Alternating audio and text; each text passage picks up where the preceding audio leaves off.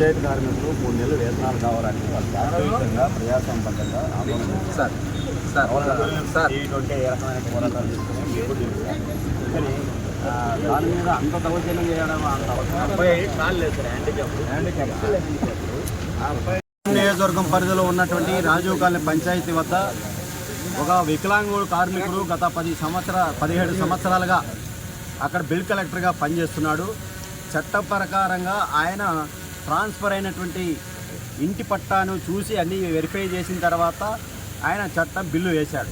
కానీ అక్కడ ఉన్నటువంటి అధికార పార్టీ నాయకులు నువ్వు ఎట్లేస్తావు మా పర్మిషన్ లేకుండా అని చెప్పి చెప్పడంతో పాటు డిపిఓ గారు ఏకపక్షంగా సెక్రటరీ గారు ఆయన తొలగించారు. ఆ తొలగించడానికి వ్యతిరేకంగా కార్మికులందరూ కూడా ప్రజాస్వామ్య పద్ధతిలో నిన్నటి రోజు ఆందోళన చేస్తున్నారు.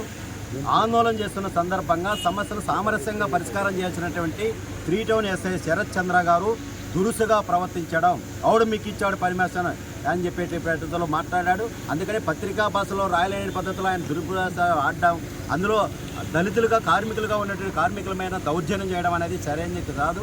అందుకని ఇప్పటికైనా డీఎస్పీ గారికి చెప్పాం, శాఖాపరమైన చర్యలు తీసుకోవాలి. ఆయన యాటిట్యూడ్ ఇట్లాగా ఉంటే మాత్రం ఖచ్చితంగా ఆందోళన చేస్తాం. మా స్టేషన్ దగ్గరకు వస్తారా, ధర్నా చేస్తారని చెప్పేసి అంటున్నాడు. ఆయన స్టేషన్ దగ్గరికి వస్తాం, అవసరమైతే ఆయన ఇంటి దగ్గరికి వస్తాం, ఎస్పీఆర్ దగ్గరికి వస్తాం, డీఎస్పీ దగ్గరికైనా వస్తాం. ఈ రైట్ ఉంది, రాజ్యాంగం కల్పించిన హక్కు, ప్రశ్నించే గొంతుల్ని నిన్న అంతా చూశాను. ఢిల్లీలో జంతర్ మంతర్ దగ్గర యువకులు విద్యార్థులు విచక్షణారహితంగా కలిపితే ప్రభుత్వం దిగిరాల్సింది వచ్చింది. ఉన్నటువంటి ఎస్ఐలు అందరూ మానతాతులు రాజీనామా చేయాల్సిన పరిస్థితి వచ్చింది. అందుకని ఇట్లాంటి దుర్మార్గమైన వైఖరిని పోలీసులు వ్యవహరించాడు. ఫ్రెండ్లీ పోలీస్ అంటే ఇదేనా? ఫ్రెండ్లీ పోలీస్ అంటే కార్మికులతోనూ కార్మికుల నాయకులతో మాట్లాడే తీరు భాష మార్చుకోవాలి. అందుకని ఇప్పుడు ప్రజాస్వామ్యంలో అందరూ తెలివైనటువంటి వాళ్ళు. అందుకని ఎస్ఐ గారు నేను ఎస్ఐ అని చెప్పేసి పెద్ద విరవీగితే మాత్రం ప్రజల్లో క్షమించే పరిస్థితులు, ప్రత్యేకించి సిఐటి కార్యకర్తలు ఆ రకమైనటువంటి ఖచ్చితంగా వదిలిపెట్టే ప్రసక్తి లేదు. ఇంకోసారి ఆయన పద్ధతి తీరు మార్చుకోకపోతే మాత్రం పెద్ద ఎత్తున పోరాటం చేయాల్సిన పరిస్థితి ఉందని చెప్పేసి అందుకని డిఎస్పీ గారు చెప్పారు. డిఎస్పీ గారు సానుకూలంగా స్పందించారు. ఆయన మీద మేము ఆ రకమైనటువంటి చర్యలు తీసుకుంటామంటే చర్యలు తీసుకోకపోతే మాత్రం ఖచ్చితంగా మేము భవిష్యత్తులో పోరాటం కొనసాగిస్తాం. ఇప్పటికైనా అధికార పార్టీ నాయకులు దౌర్జన్యాలు ఆపాలి. కార్మికుల మీద మీ దౌర్జన్యం ఏంది?